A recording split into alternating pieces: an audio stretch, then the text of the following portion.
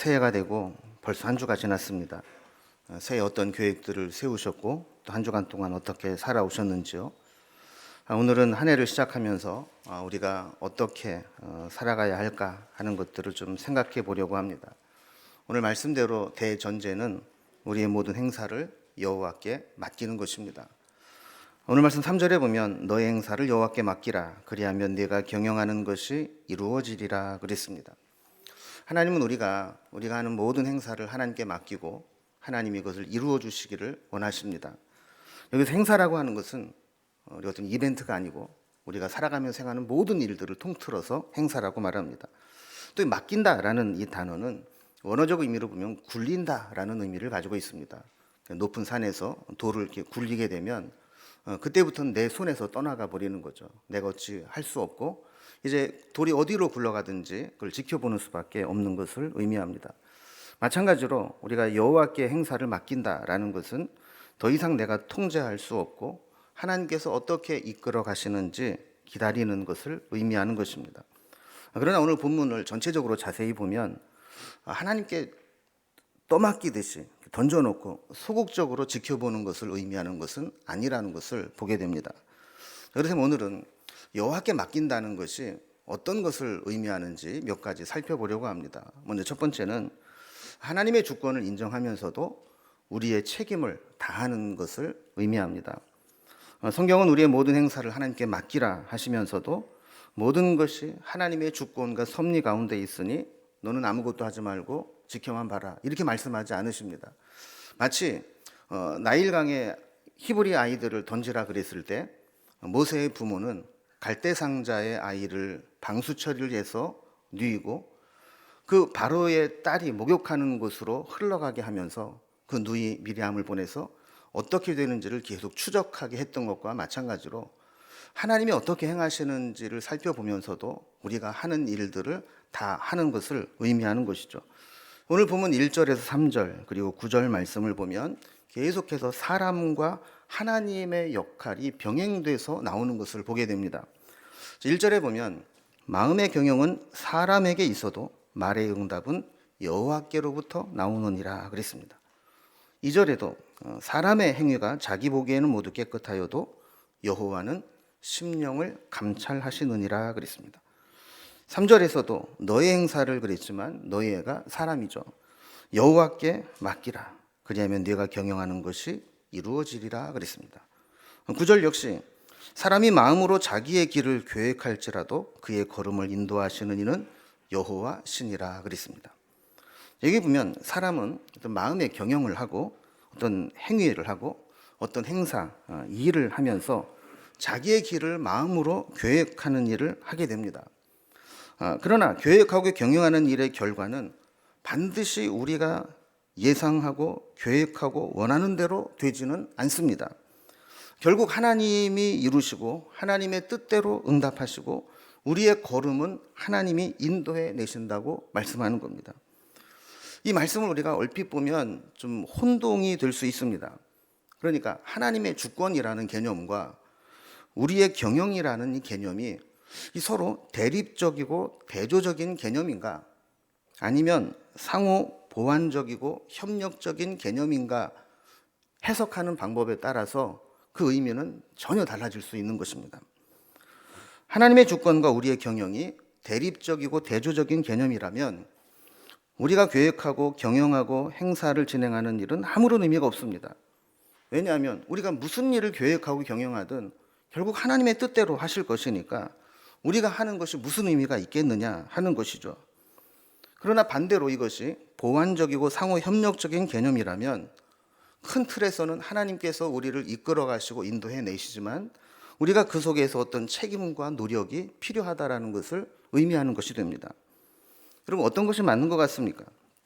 예정론처럼 모든 것이 하나님의 예정대로 뜻대로 섭리대로 규결되니 우리는 하나님이 하시는 대로 물 흐르듯 결과만 지켜보고 기다리면 되는 것입니까? 아니면 적극적으로 하나님께서 우리의 삶에 개입하실 수 있도록 열어놓고 우리의 인생을 하나님과 함께 경영해 나가야 되는 것입니까? 여호와께 맡긴다는 것은 우리가 하는 모든 일에 하나님이 주인 되심을 고백하며 처음부터 하나님이 개입하시도록 열어놓는 것으로 시작됩니다. 일의 시행 여부부터 계획 초기 그리고 완수 시점까지 내가 계획하고 경영하는 것이 하나님의 계획하심과 맞는지를 살피는 것입니다. 그리고 최선을 다해서 하나님이 뜻대로 세우신 계획을 하나님의 방법으로 이루어 가는 것입니다. 이 일을 위해서 가장 전제가 되는 필요한 것은 하나님의 인도하심에 민감한 마음입니다. 여호와께서 말의 응답을 어떻게 하실지, 우리가 경영하는 것을 어떻게 이루어 주실지 분별할 수 있는 능력이 있어야 된다는 것이죠. 그래서 우리는 끊임없이 내가 세운 계획이 하나님의 뜻에 부합하는지를 하나님께 물어야 되고, 때로는 그 계획을 추진하는 과정이나 방법에 있어서 하나님께서 우리에게 수정을 요구하시고 전환을 요구하실 수도 있다는 것을 인정해야 됩니다. 그리고 하나님께서 그렇게 수정과 전환을 요구하실 때 순종해야 합니다. 마음의 경영이 있어야 되고 자기의 기회를 계획함이 있어야 된다라고 이야기를 할 때, 여기에 중요한 것은 우리의 인생도 경영해야 된다는 것입니다. 이 경영이라는 말을 사전적으로 찾아보면 어떤 목적을 달성하기 위해 가지고 있는 자원을 효율적이고 효과적으로 사용하도록 계획적이고 체계적으로 운영 관리하는 모든 활동을 의미합니다. 처음에는 이게 경영이라는 개념이 어떤 기업이나 사업체와 같이 이 경제단체에서 사용되는 개념이었습니다. 근데 요즘에는 비영리 경제단체나 혹은 추상적 개념에도 이 경영이라는 개념을 도입하고 있죠. 예를 들어서 사람에게 가장 중요한 경영은 어떤 것일까요? 어떤 대상이 가장 중요한 경영일까요? 그것은 우리 인생의 경영입니다. 내게 주어진 시간, 자원, 인생, 이것을 무엇을 위해서 어떻게 효율적으로 어떻게 사용할 것인가, 이것이 인생 경영이라는 것입니다. 예수님도 누가복음 14장 28절 이하에서 우리가 인생을 살아가는데 어떤 경영이 필요하다는 것을 두 가지 예를 들어 설명합니다. 첫 번째는 우리가 어떤 망대를 지으려고 할 때 공사를 시작하기 전에 다 미리 계산하고 비용을 산출하고 시작하지 않겠느냐는 겁니다. 만약에 우리가 그걸 미리 계산하지 않고 기초를 공사를 했는데 비용이 없어서 그 위를 세우지 못한다면 사람들에게 비웃음을 사게 될 것이라는 겁니다. 두 번째에는 전쟁에 대한 이야기입니다. 멀리서 선전포고를 하고 전쟁을 해오려고 할 때 사람들은 계산을 한다는 거죠. 우리가 싸워서 이길 수 있을 것인가? 만약에 우리가 넉넉히 이길 수 있다면 불사하고 전쟁을 하는 것이죠. 그러나 우리가 싸워서 이길 수 없다 그러면 미리 사신을 보내서 화친을 청하고 전쟁을 막는 것이 지혜로운 것이라는 겁니다. 우리 인생이 그렇다라는 겁니다. 우리 인생이 그냥 막 사는 것처럼 보이지만 사실은 우리가 끊임없이 계획하고 경영하는 일들이 이루어지고 있는 것입니다. 이 말씀은 사실 예수님께서 우리에게 제자도의 말씀을 가르치면서 주신 말씀입니다.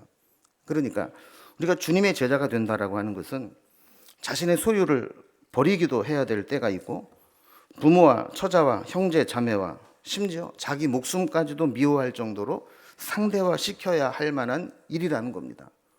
그러나 한번 계산을 해보라는 거예요. 그렇게 주님을 위해서 헌신하고 믿음으로 사는 것이 영원한 세계 속에서 남는 장사인지, 아니면 그런 것들을 포기하고 제자의 길을 포기하고 지금 당장 이 땅에서 편하게 먹고 사는 것이 우리의 인생을 잘 경영하는 것인지 계산해보고 판단하라 라는 말씀으로 이 비유를 주신 것입니다.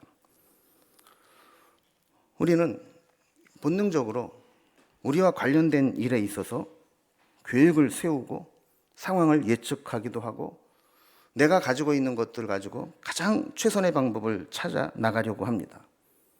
특별히 우리가 인생을 살아갈 때 어디에 목표를 두고 살아갈 것인가, 그리고 내가 그 목표를 이루기 위해서 활용할 수 있는 물적 인적 자원들은 무엇인가, 그리고 어떤 방법이 가장 효율적이고 효과적인 방법인가, 이런 것들을 끊임없이 고민하면서 살아가게 되죠. 그런데 문제는 뭐냐면 우리가 아무리 좋은 환경과 여건을 가지고 있어도 반드시 성공한다는 보장이 있는 것도 아니고, 또 지금 타고난 여건과 환경이 안 좋다고 해서 반드시 실패하고 불행한 삶을 사는 것도 아니라는 겁니다. 자, 그렇다면 왜 이런 일이 일어날까요? 우리 인생에는 뜻하지 않은 변수들이 너무나 많이 있습니다. 그리고 지금 우리 눈에는 보이지 않는, 인지하지 못하는 위기 상황이 도처에 깔려 있습니다. 그렇기 때문에 지금 당장 눈에 보이는 것만 가지고는 성공 여부를 판단할 수가 없다라는 것이죠. 그래서 우리는 이런 한계를 느끼게 되기 때문에 인생이라는 게 쉽지 않구나. 내가 계획한 대로 되는 게 아니구나. 인생은 수학처럼 공식에 의해서 움직이는 것이 아니구나 라는 것을 느끼게 되는 것이죠. 그래서 여호와께 모든 것을 맡기고 또 주권을 인정하면서 책임을 다한다라고 하는 것은 우리 인생을 책임 있게 살아갈 수 있도록 최선을 다하면서도 우리의 힘으로는 다 감당할 수 없는 수많은 변수와 인지할 수 없는 위기 상황이 있음을 깨닫고 하나님의 주권을 인정하는 것이 필요하다라는 것입니다. 금년 한 해를 살아가면서 우리에게 이런 자세가 있기를 바랍니다. 한편으로는 최선을 다해 경영하면서도 또 한편으로는 우리가 인지하지 못하는 여러 돌발 상황들이 있을 수 있음을 깨닫고 하나님의 주권을 인정하고 의지하면서 살아가는 것이 우리가 첫 번째 여호와께 맡기는 의미입니다. 두 번째로 여호와께 맡긴다라는 것의 의미는 우리의 중심을 살피시는 하나님께 인정받는 삶을 사는 것을 의미하는 것입니다. 사람들은 눈에 보이는 것, 결과로 나타난 것을 중요하게 여깁니다. 그러나 하나님은 우리의 심령을 감찰하신다고 말씀합니다. 사람은 사실 조금만 노력하고 신경 쓰면 얼마든지 속일 수 있습니다. 여러분 뉴스를 들어서 아시겠지만 20년 동안 의사도 아닌 사람이 의사 행세를 하고 심지어는 가족들도 속았다는 거 아니에요. 조금만 신경 쓰면 사람을 속이는 것 가능합니다. 그러나 하나님은 겉으로 드러나지 않은 심령까지 감찰하시는 분이기 때문에 겉으로 보이는 행위가 아무리 깨끗하게 보여도 하나님은 그 마음의 동기와 의도, 본능과 중심을 살펴보시는 분이라고 말씀합니다. 사실 겉과 속이 다 문제가 있는 것이 겉은 멀쩡한데 속에 문제가 있는 것보다 훨씬 낫습니다. 왜냐하면 겉은 멀쩡한데 속에 문제가 있다는 것은 뭔가 심각한 결함이 있는 것인데 평상시에는 아무런 문제가 없는 것처럼 문제가 드러나지 않기 때문에 진짜 문제가 발생하고 위기를 만나게 되면 겉은 멀쩡한데 내부적으로 작동을 하지 않으니까 아무런 역할을 하지 못하게 되는 위험이 도사리고 있는 것이죠. 그래서 2절 말씀을 다시 보면 사람의 행위가 자기 보기에는 모두 깨끗하여도 여호와는 심령을 감찰하시느니라 그랬습니다.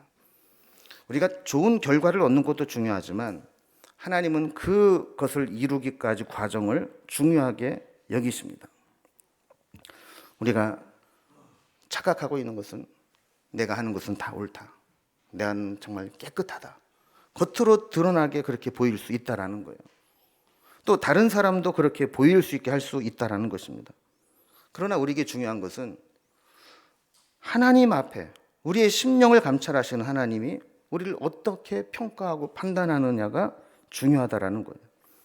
이 감찰이라는 말은 양을 재고 무게를 측량한다라는 의미를 가지고 있습니다. 그러나 의미적으로 본다면 우리의 최종적인 판단은 하나님께서 그렇게 계측하고 계량하듯이 철저하게 살피신다라는 것을 의미하는 겁니다. 다니엘서에 나오는 이 바벨론의 벨사살이 연회를 베풀 때 손가락이 나타나서 벽에 글씨를 쓴 사건이 있습니다. 그때 쓸 글씨가 메네 메네 데겔 우 바르신입니다. 하나님께서 왕의 시대를 세워서 끝나게 하셨고 왕을 저울에 달아보니 함량 미달이더라, 모자라더라 라는 것입니다. 여러분, 우리가 하나님과 동행하는 것이 힘든 이유 중에 하나는 하나님은 우리가 어떤 잔기술로 속일 수 있는 분이 아니라는 거예요. 우리의 내면, 우리의 심령, 우리의 내공, 이것을 다 아시고 살피시는 분이라는 거예요. 이 월드컵이 끝나고 우리나라 축구 스타 손흥민 선수를 키워낸 그의 아버지 손흥정 씨의 일화가 주목을 받고 있습니다. 얼마 전에 유키즈라는 프로에 나와서 이야기하는 것을 보았는데 제가 느끼는 것은 참 너무나 당연하지만 너무나 힘든 일을 너무나 멋지게 한 부자지간이구나 이런 생각이 들었어요. 이게 뭘까요? 기본기입니다. 원래 축구 선수였다가 부상을 당해서 은퇴한 후에 축구를 좋아하는 아들을 뒷바라지 하는데 매진해온 이 손흥정 씨는 그 아들 손흥민 선수에게 귀에 딱지가 않도록 강조한 이야기가 기본기라는 겁니다. 일례로 이런 이야기를 합니다. 걸음마도 못하는 애를 100m 달리기를 시킬 수는 없지 않느냐 하면서 아직 체력이 안 되는 아이들, 기본기도 안 된 아이들에게 경기를 하게 하고 슈팅을 연습시키는 것은 문제가 있다라는 거예요. 보통 사람들이 아직 유소년 때부터 아이들을 막 무리하게 경기에 출전을 시키고 이기는 방법들을 막 가르쳐 주는데 결국에는 이게 누구를 위한 경기를 하는 것이고 누구를 위해서 이기는 것이냐 하는 것이죠. 경기에 이기려면 기본기를 무시해야 되고 또 슈팅 얘기를 하더라고요. 이 슈팅을 하려면 평상시보다 훨씬 더 강하게 또 멀리 차도록 해야 되는데 이게 어릴 때 아직 근육이나 관절이 여물지 않은 상태에서 무리하게 하다 보면 정작 성적을 내야 될 프로에 입단하게 되면 다 부상을 당하고 재기량을 발휘하지 못한다는 거예요. 저도 근데 처음 알았습니다. 이 손흥민 선수가 18살이 될 때까지 슈팅 연습을 안 시켰다라는 거예요. 우리가 볼 때는 유소년 때부터 골 넣는 것을 가르치고 싶을 텐데 그 아버지는 철저하게 기본기를 가르친 겁니다.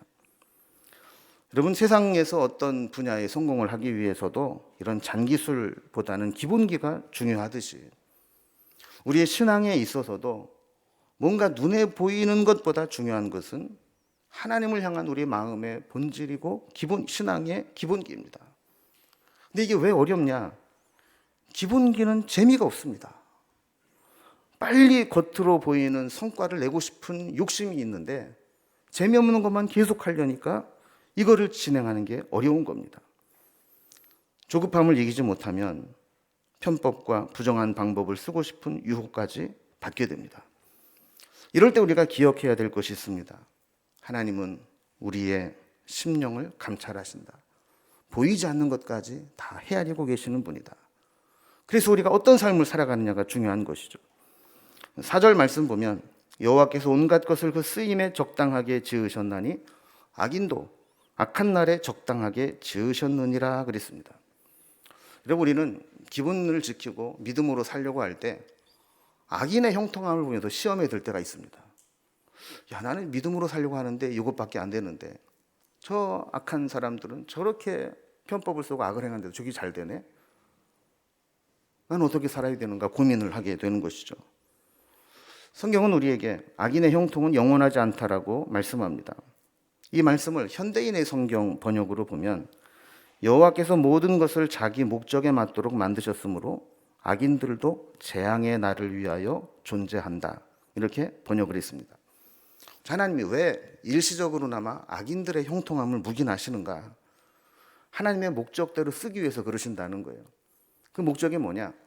악인들이 형통한 것처럼 보이지만 어느 순간에 하나님께서 악인들의 재앙이 맞음함으로 끝난다는 그 결말을 보여주기 위해서 일시적으로 악인들의 형통을 묵인하신다라는 겁니다. 결국 신앙의 기본기를 잘 다진 사람, 지루하지만 미련해 보일 정도로 하나님 앞에 올바로 서기 위해서 믿음으로 살려고 씨름하는 사람, 이런 사람이 하나님의 뜻을 이루게 되는 겁니다. 이런 삶을 살아가는 것이 여호와께 맡기는 삶입니다. 어떤 시련이 와도 어떤 힘든 시험을 만나도 그 시험을 주신 하나님의 뜻을 구하며 믿음으로 이겨내기 위해 바보처럼 보일 정도로 하나님 앞에 무릎 꿇고 기도로 씨름하는 것, 이것이 신앙의 기본기입니다. 사람들은 겉으로 드러난 조건들을 중요하게 여기지만 하나님 그 마음의 중심을 보십니다. 그 믿음이 어떠한지, 그 심지가 얼마나 견고한지, 끝까지 하나님을 붙잡고 씨름할 수 있는 성품인지 이거를 보시는 겁니다. 여호와께 맡긴다는 것은 이렇게 우리의 중심이 하나님을 향하고 하나님이 원하시는 내면을 기본기로 채우는 것임을 기억하면서 금년 한 해 동안 보이지 않지만 신앙의 기본기를 지키기 위해서 열심히 매진하는 한 해가 될 수 있기를 주님의 이름으로 기원합니다. 마지막 세 번째로 여호와를 경외함으로 악에서 떠나는 것입니다. 여호와께 맡긴다라고 하면서 나는 악을 행하고 내 마음대로 살면 안 된다라고 하는 것이죠. 여호와께 맡긴다는 것은 여호와를 기쁘시게 하는 삶을 사는 것을 의미합니다. 하나님을 기쁘시게 한다는 것은 하나님이 싫어하시는 것을 하지 않아야 됩니다. 5절 말씀 보면 무릇 마음이 교만한 자를 여호와께서 미워하시나니 피차 손을 잡을지라도 벌을 면하지 못하리라 그랬습니다. 하나님은 교만한 자를 미워하시는데 이 교만한 자와 손을 잡고 뭔가 일을 하려고 해도 교만한 자가 심판을 받을 때 함께 형벌을 받게 된다라는 겁니다. 그러나 우리가 악을 버리고 하나님이 싫어하시는 것들을 따르지 않을 때 하나님께서는 우리에게 우리의 죄를 사하시고 악에서 떠나게 해주시겠다고 약속하십니다. 6절에 보면 인자와 진리로 인하여 죄악이 속하게 되고 여호와를 경외함으로 말미암아 악에서 떠나게 되느니라 그랬습니다. 이미 우리가 지은 죄가 있다 할지라도 하나님께서는 그 죄를 속하여 주시고 우리가 점점 악에서 떠나고 악으로부터 멀어지는 것들을 체험하게 될 것이라는 겁니다. 우리가 교만을 버리고 하나님을 경외하면 원수와도 화목하게 해주신다고 약속하십니다. 7절을 보면 사람의 행위가 여호와를 기쁘시게 하면 그 사람의 원수라도 그와 더불어 화목하게 하시느니라 그랬습니다. 이 원수와 화목하게 되는 건 정말 어려운 문제죠. 그러나 사람 관계가 회복되는 것은 하나님의 은혜로 가능한 것입니다. 사람과의 관계가 어그러지고 화목이 깨지는 원인 중에 하나는 조급함입니다. 어떤 문제가 생기고 갈등이 있을 때 하나님께 맡기고 하나님이 하시는 것을 기다리지 못하고 내가 원하는 대로 빨리 결과를 보고 싶은 조급함이 생겨날 때 문제가 생기게 되고 화목이 깨지는 경우가 많습니다.